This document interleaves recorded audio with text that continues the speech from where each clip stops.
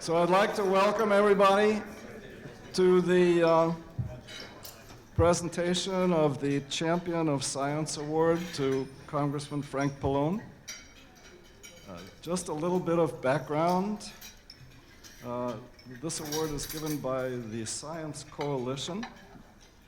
It recognizes members of Congress whose actions and votes consistently reflect their support for fundamental scientific research. Those members believe that fundamental scientific research that's conducted at universities and national labs across the country is essential to the nation's ability to address the pressing issues that cross a number of policy areas, things like health and security, energy, environment, etc. So the actions and votes of the champions of science reinforce a strong federally supported fundamental research enterprise, one that drives innovation and fuels the U.S. economy. A distinguished group of over 90 present and former members of Congress have received this award since it was first given in 1999. So I'm delighted that Rutgers and Princeton could collaborate to nominate Congressman Pallone for this award. When the first solicitation came out for a Science and Technology Center competition, it was in 1987, and it was intended to take the best minds in the United States and focus coalitions of academics and people in industry and government together to face pressing, important problems and to take technology and collaborate with the next generation of science and technology engineers and scientists. So when the award was announced, the competition was announced, we partnered Rutgers and Princeton together with our colleagues at Bell Labs and Belcor and together with the New Jersey Commission on Science and Technology. It was natural to partner with Princeton, and Princeton has been a foundational partner of DIMAC since we won the award. We were one of the 11 initial winners, and I'm happy to say that we're still here 30 years after we got the award. It was, at the time, the biggest award Rutgers had ever gotten, and we were happy to celebrate that with Governor Kane here when we got it, and Governor Murphy yesterday. But let me say something about Princeton. This was not the same thing as an ordinary National Science Foundation award. We were subjected to constant questioning and constant visiting and so on and so forth. The first visit we ever got, the first year after we got the award, we spent one day at Rutgers and one day at Princeton. And President Harold Shapiro at Princeton was delighted to actually participate in that first site visit because this was important to the university. But I think the most important thing I remember from that event 29 years ago was that we had a young postdoc. Her name was Ronit Rubenfeld. And the site visit committee started questioning her, and they said, well, do you feel like you're a Princeton postdoc or a DIMAC postdoc? And she didn't hesitate. She said, I'm a DIMAC postdoc. And I think that that really says something about the partnership and the collaboration that we've had in this endeavor. So we're celebrating here for 30 years, but that's not the point of this lunch. But it gives me a way to introduce our partner, the Dean of Research, Pablo De Benedetti, who will make a few comments. So thank you, Princeton, for the years of partnership.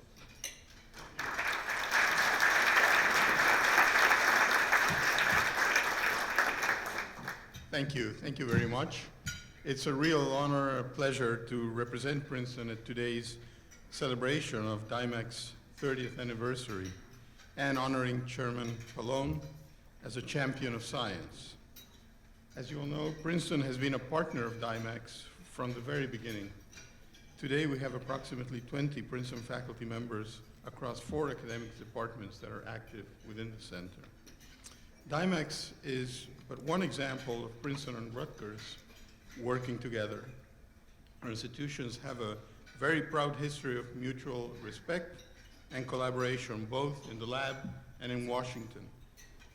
Our faculty members collaborate on a wide range of cutting-edge research projects that help train the next generation of scientists and fuel New Jersey's innovation economy.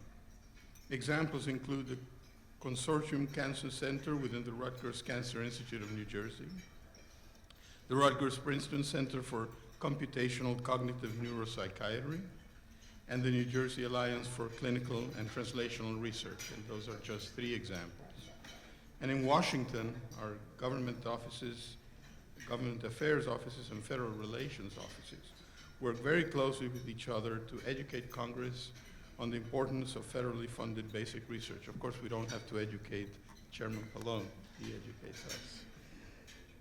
And we're thrilled to join together today to honor Chairman Frank Pallone as a champion of science, a champion who understands the importance of fundamental research to the nation's health, security, and well-being, and who has devoted his entire career to advocating for scientific research.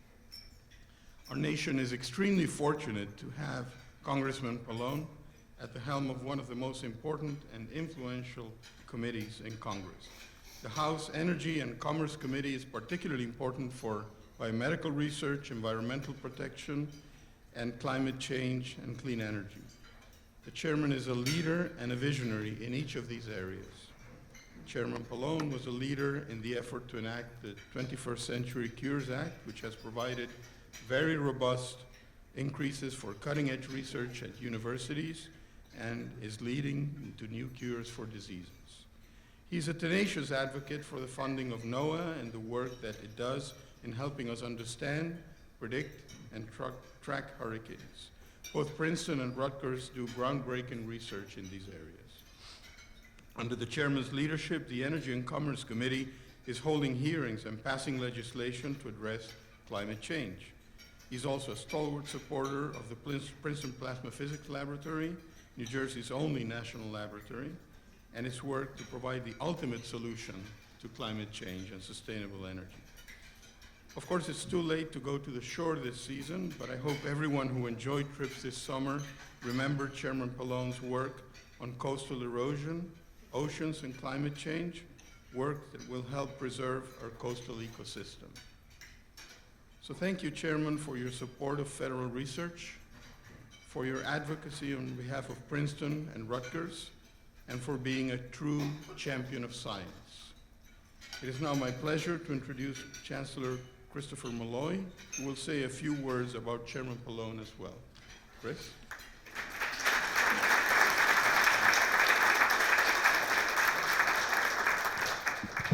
Thank you very much, Pablo, and you can see that the Princeton-Rutgers connection goes well beyond us starting college football 150 years ago this year.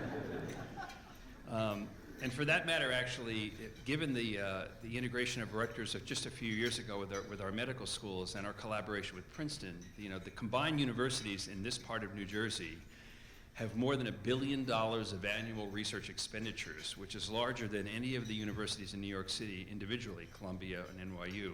And really, this is a nexus of research, and a lot of credit goes to Representative Pallone for helping support a lot of this research. So really, thank you all for letting me join you again. I was here certainly yesterday, and I hear this meeting is going very well. Like many of you, you should all know that Congressman Pallone is a Rutgers alum from the Rutgers Law School. He's had a long-standing relationship with this university, coupled with his commitment to one of our strong research areas of environmental science, as well as medical research. The Congressman has aided us in many ways. You've heard a little bit about this already. When he was the former ranking member of the House Energy and Commerce Commission, he was instrumental in leading the 21st Century Cures Act that has benefited NIH by increasing funding by billions of dollars to help foster the expedition of cures through the markets in science and medicine, and benefited Rutgers in many ways. This has been especially important as Rutgers is the #1 recipient of funding in the state from the NIH and has supported hundreds of projects across the university. Chairman Pallone remains committed to using science to improve health outcomes for minority populations, to combat the opioid epidemic ravaging the country, and keep communities safe from polluters. He's also been involved in providing letters of support to federal agencies on our behalf, often coordinating support with members of Congress from across the state of New Jersey. He's a frequent and welcome visitor to Rutgers University, has supported gun violence prevention measures at the Rutgers Center for Gun Violence, helped mark the redesignation of the Rutgers Cancer Institute of New Jersey, which we are in strong partnership with Princeton, as the state's lone NCI-designated comprehensive cancer center. And recently, Representative Pallone participated in a mobile town hall in Washington, D.C. with 30 Rutgers undergraduate students and announced nearly $900,000 in National Science Foundation grants for the research at Rutgers. I could not be more proud to have Congressman Pallone as the representative of Rutgers, New Brunswick, as part of the 6th Congressional District of New Jersey, and I'm pleased to present him with the Champion of Science Award today. Congressman.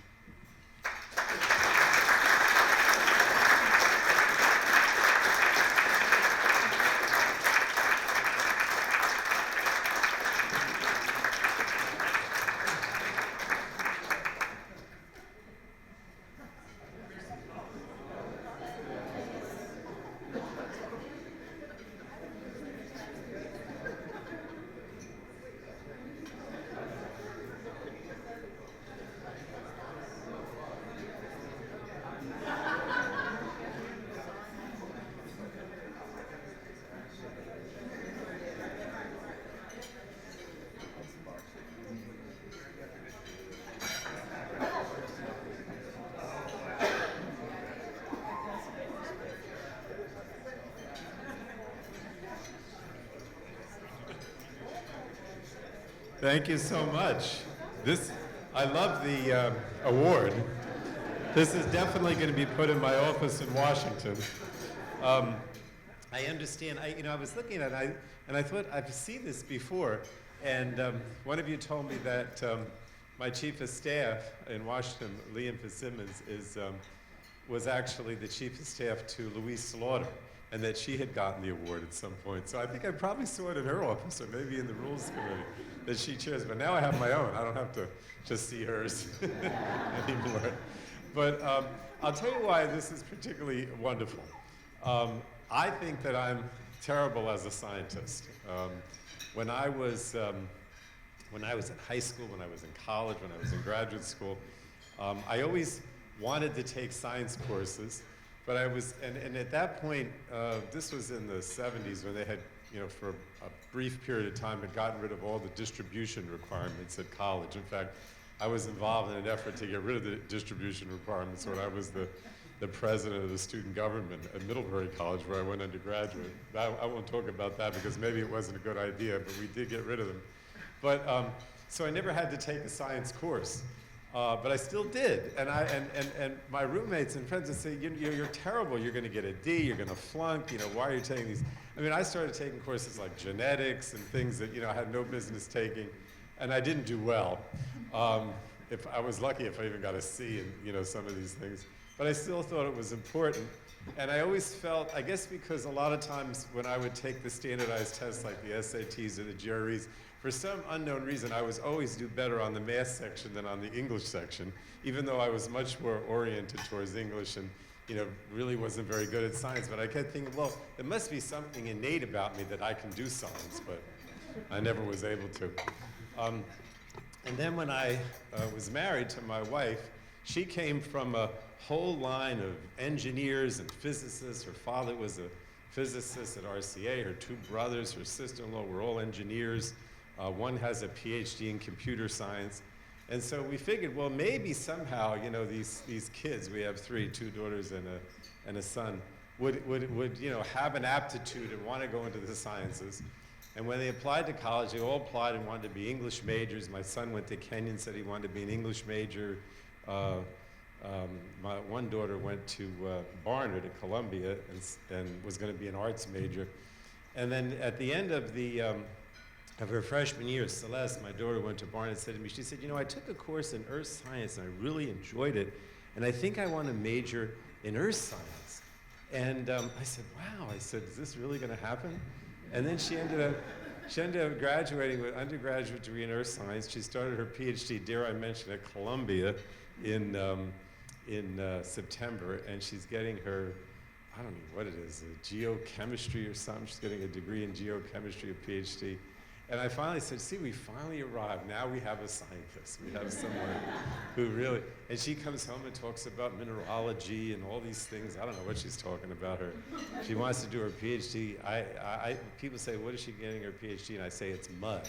It's something about, you know, the bottoms of the Long Island Sound and the mud or something in Long Island Sound. So I finally figured there's maybe somebody in the family who's going to be a scientist. And so I'm going to take this Wheaties box and I'm going to say to Celeste, see, I know you don't believe that I had anything to do with your wanting to get a PhD in geochemistry, but maybe I did because I have now this award.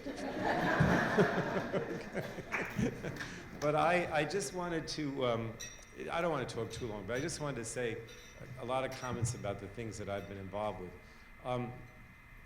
Needless to say, I think science is very important, and we need to be driven by it in what we do.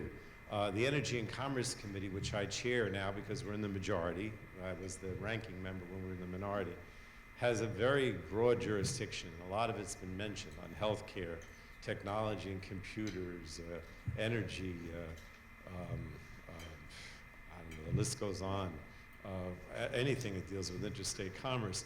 But many times we're involved in fundamental research or innovation that is so important to the future of the country. And I don't want to mention many of the things, but one mention was made of 21st century cures.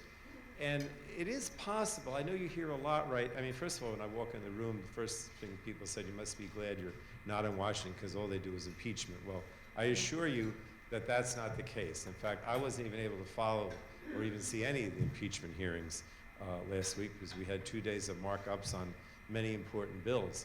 But the bottom line is that it's still very possible to get bipartisan support on many initiatives that you would care about as scientists. And even though many on the Republican side, because of the president, who I do not like, but many on the Republican side, because of the president, are unwilling sometimes to admit that they think things should be scientifically based.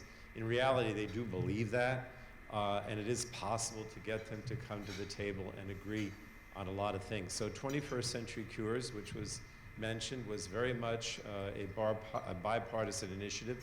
It was done when the Republicans were in the majority. And as an example, we mentioned the Cancer Institute at Rutgers right here in New Brunswick.